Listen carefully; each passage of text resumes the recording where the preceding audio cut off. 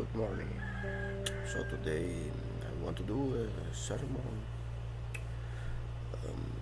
because we forget sometimes that the first thing we must put is God in our life. So it is the title is the storm tormentor, because I love this concept of God.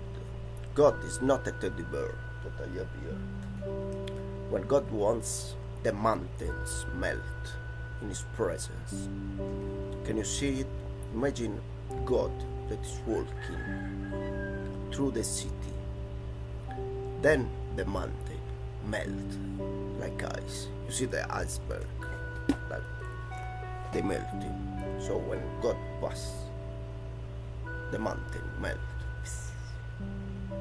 This is what Psalm 97:5 say, that the mountains melt like wax before God, before the Lord of the whole earth. So we don't need to have fear when we discover the powerful and person of God. The God have no fear. God is all powerful. So there is an illustration that represents this very well. What happens if you look at a group of people in a room and you release the cockroaches? They all scared, they all in panic. But if you feel this disgust, fear and rejection for a cockroach, if God put a lion, what do you feel? Before there is the cockroach, so you feel disgust, it's normal, rejection and fear. But if instantly God put a lion, you are focused on the cockroach. No, you are focused on the lion. So now, these are the fear of our life. They are the cockroach, because we are fear of things less important than God.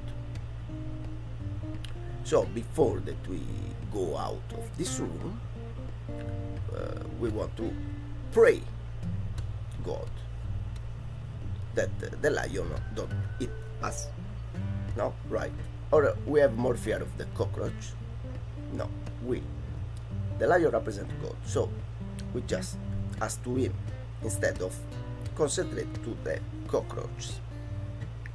So when we contemplate the attribute of God, the cockroach ceased to be a problem. It became something less important to say. So the lion is in our side. Do you know that? We have with us the most powerful, at the same time the most fearsome.